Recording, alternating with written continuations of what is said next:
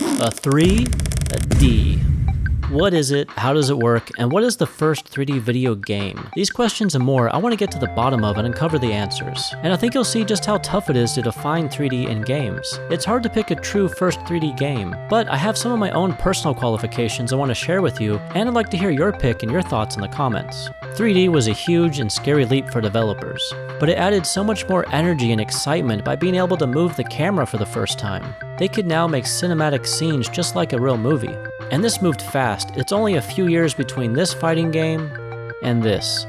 Can you spot the difference? So let's throw it back, way back to when computers were once very slow, low memory, low CPU speed, no graphics card, so many programming and visual tricks had to be invented if you wanted to look 3D. And all these techniques that we're going to go over have their own restrictions. So that's the question, what actually counts as 3D? Maybe all of them. It kind of depends on how you define 3D. It's kind of like, how do you define a sandwich? Something edible in between two slices of bread? Like this?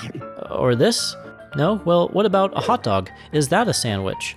Or a hamburger? Or what about a club sandwich? That's 3 slices of bread, that's not in your definition. What about an open-faced sandwich? That's only 1 slice of bread. Or there's no bread sandwiches. Chicken, lettuce, ice cream, and why not a quesadilla? I might be stretching this too far, but you get my point, there is a gray area. So before I set my own definition for 3D and award my own personal pick for the first 3D video game, we need to learn a little bit more about the different types of 3D. But how does a real 3D game engine work? Well, the screen is just a grid of pixels. A colored dot can be drawn at an X and Y coordinate, and we add a third value called Z, the depth forward in space. So, if you divide the X and the Y by that Z value, in this case 10 divided by 1, the point is plotted at 10x, 10y. But watch what happens if we double that Z value. The X and Y shrinks in half. Raise that Z value again, and you can see that the higher the Z depth, the closer the point moves to 0 or origin. So, what if we shift the origin to the center of the screen? Then any large Z depth value will push the points closer to the center of the screen, creating a 1-point perspective, just like an artist would do, but the computer can do that math many frames per second. Then those dots can be connected to form lines, and then calculated in perspective for every frame. You can use trigonometry with sine and cosine for rotation before the perspective calculations, and then our brains start to make spatial sense of these few pixels on screen. And we see this in a few of the early 3D video games. Oftentimes they were just shown in wireframe. This worked great for flight simulators and stars in outer space, and for the classic Battlezone way back in 1980. So the smallest, most simple 3D shape you can draw is a triangle, created with just 3 points. So that is the most used building block for 3D objects in video games and 3D animation films even used today. In the 1980s, the arcade machines were huge and powerful, and it was a look into the future compared to the games you saw at home. So imagine seeing this console game in 1984, and then going to the bowling alley and seeing graphics like this. Dozens of on-screen polygons projected in 3D space at a high frame rate. This was possible because the camera doesn't look left or right, we're just using that 1-point perspective. And the next logical advancement would be to add textures to the polygon, a technique invented by Ed Catmull, who later co-founded Pixar. So the basic idea is to draw a line and linear interpolate pixel colors from a texture array, and squash and stretch and clip the line off screen, and then 2 triangles together can form a single quad to show that complete texture. And this is the fast way called affine mapping, but the more accurate way is to consider the depth value per pixel, which is more accurate but more expensive on the CPU. The Nintendo 64 hardware did this automatically for smooth textures, while the PlayStation 1 skipped this step for speed. So many programmers invented a few neat tricks for their games. Like, what if you skip all of the 3D transformations and math calculations and just display the final rendered image? Similar to how Google Maps works today, where you can just click on the next image to move forward or backwards, look left or right. So oftentimes a 3D artist would create the models in a 3D software using the same 3D techniques we just covered, but instead of showing the real-time 30+ frames per second, which it probably couldn't handle, it might even take several minutes or even hours to create a single frame. And that's what we're looking at right now. This is called rendering. All of the complicated math to determine each pixel color is being calculated, and you can see it has much nicer reflections, lightings, and shadows. And one of the more popular games to use this technique was called Myst in 1993. It was a trade-off between having the best graphics at the time, but less freedom to move around like a modern 3D game. And you might think that this is easy to do, but oftentimes you had to consider, what if the player leaves a lever up or a door open? You would have to also re-render each frame that object is visible in again, which greatly adds to the already numerous amounts of frames needed. And not to mention you have to organize each image to be displayed in the correct order. This is one of the two creators of the game missed, and his interview is worth watching, so I'm going to leave a link below if you're interested. And if you don't have the CPU power to render thousands of polygons, why not combine a simple low poly 3D character with a pre-rendered background? And that's what we saw first with Alone in the Dark, which had some untextured 3D polygon characters, some 3D enemies, and objects all displayed on top of the background image. Then this technique was improved upon a few years later with the Resident Evil series. So let's look into how 3D characters are created. The first technique for 3D characters is similar to what we explained earlier with points in 3D space, connected as lines, filled in with solid or textured pixels, and those 3D points can be repositioned to form a new character pose. Cycle through the pose that you want to see and that character moves. But it can be slow to sort the polygons in order, and it takes a lot of memory to save the X, Y, and Z position for every single point on every single animated position. So another option is to save the points as lines that are linked to rotate with one another connected, forming a simple skeletal structure, if you will. Then you link the simple chunks of geometry to those bones, and now you have an animated character. It's fast, it's easy to edit the character geometry, you can change or add new animations, and these chunks are helpful in a few different ways. The center distance is quick to calculate, so you can sort and draw the chunks in order of distance to avoid overdrawing, and any other item can be linked to the bones to give the characters more personality and variety. And this was used heavily throughout the lifespan of the Nintendo 64 and the PlayStation 1. But keep in mind the character needs the same 3D walkable bounding limits as the pre-rendered background, and sometimes you need to mask out the pixels to create the illusion that he or she is walking behind an object in the scene. And we can't talk about early 3D video games without talking about raycasters, one of my personal favorite game engines. I have a 4-part series that will take you from start to finish of a simple raycaster game, links below, and you can always spot a raycaster from its unique characteristics, which will make more sense after I explain how it works. Okay, so each level is built from just an array of numbers, and those numbers can be rearranged to look like a top-down view of the world, and each square receives a number value or 0 for empty, and that number can represent an item, a sprite, a door, or a different floor, ceiling, or wall texture. And then you can cast a ray from the player's point of view until it hits a higher number than 0. You save that value to determine what you're drawing, and that line distance can be converted to a vertical line, meaning the farther away lines are smaller than the closer lines, and then offset to the center of the screen and you can see your world. And the more rays you cast, the better the resolution. Another noteworthy creative technique from the early 90s is oftentimes referred to as Mode 7, because that was the 7th graphical mode on the Super Nintendo console. It allows the background layer to be rotated and scaled to create the illusion of depth. So before we start calculating, let's shift the screen over, positioning the origin to the center of the screen. Then divide the X value by the Y value, shift back on screen, and it creates a 1-point perspective.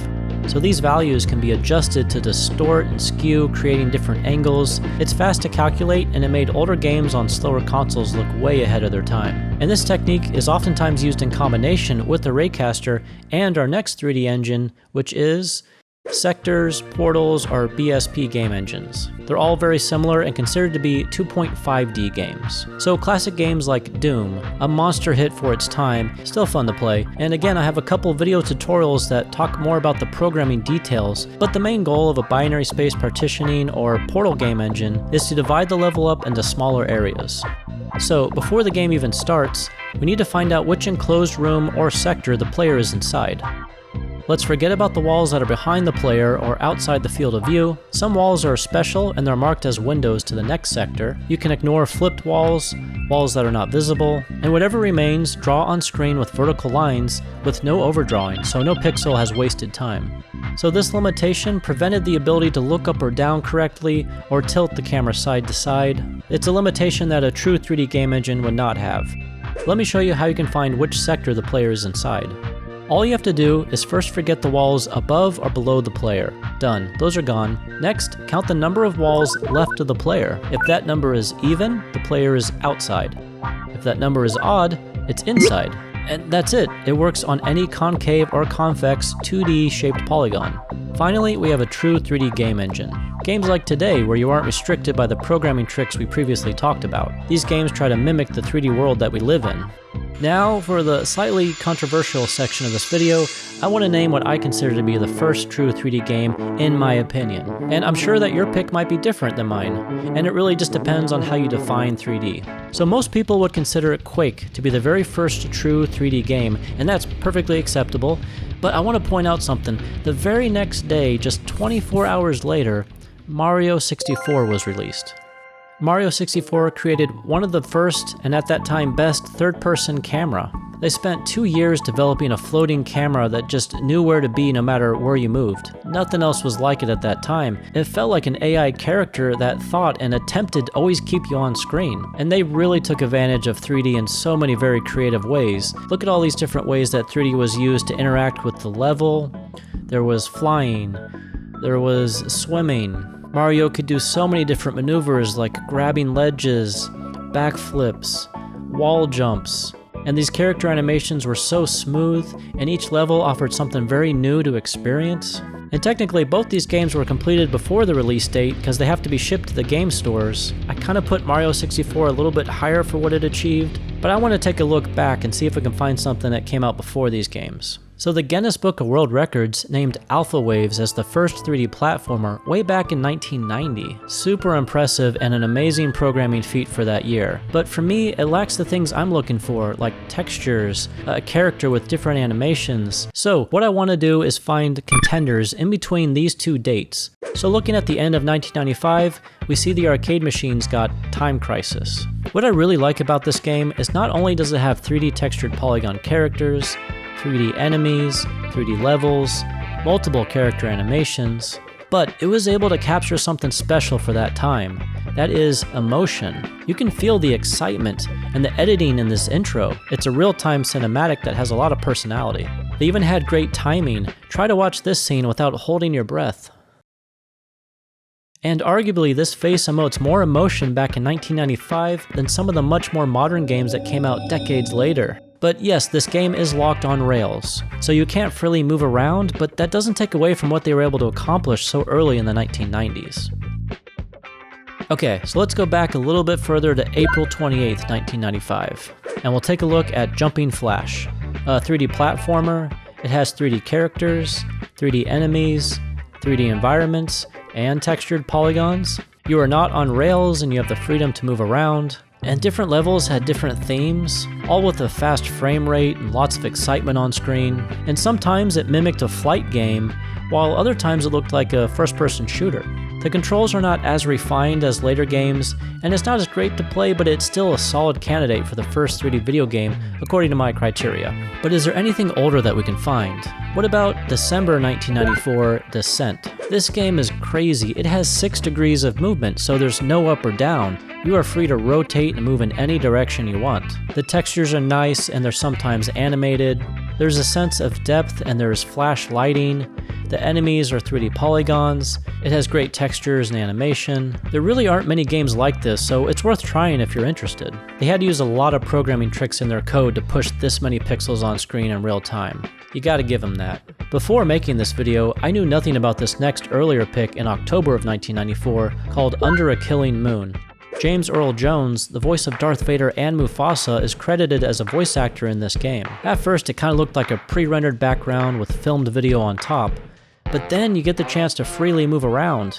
Wait a minute, these are actual polygons and objects in 3D space. The polygon count is very low, but the texture detail is off the charts for this time. It even has the baked-in lighting. And if you squint your eyes, you'd think you're looking at a modern game. Well, maybe not, but still, nothing looked anything like this at that time, so I'm including it as an option. Let's put this in reverse to March 1994. The arcade machines got an instant classic called Daytona USA. Great high speed and smooth frame rate, multiple textured polygons on screen, smooth pixels, 3D environments, various camera editing and angles, and the collisions even had a weight to them and it felt right. Very impressive for that time, considering it's older than Windows 95, and it was released just a few months after Myst. And I actually still enjoy playing this game in the arcades, so it holds up pretty well, so I'm going to add it on my list. So I thought my search was done, but then I looked into 1992 and I couldn't believe what I found. Ultima Underworld. You can still see it tackle difficult programming like sloped floors and ceilings. You can see how the walls are warping. That's how you know it was not a vertical line trick, but these are refined textures. There's a depth of field. The camera could tilt and roll in rotation. There were variable wall heights, so it's not a raycaster. Yes, it did still use flat sprites, but the ambition for 1992 is incredible. And this is all done over a year before Doom was released. And technically it achieved a lot more, granted in a smaller resolution. So that's a lot to consider. What is my personal pick for the first 3D game? Each one of these games has a lot of merit to be the first. It's a really hard choice, and if you ask me right now, my answer would be Ultima Underworld. And I give this a little extra credit for being leaps and bounds above anything in 1992. And I think Doom and Quake that came out years later still somehow were inspired by this game. And the developer commentary gave a lot more insight into the game and how technically advanced it was for its time, so I'll leave a link below if you're interested. And there wasn't much help or other reference for a 3D video game engine like that in 1992, so the difficulty was so much higher.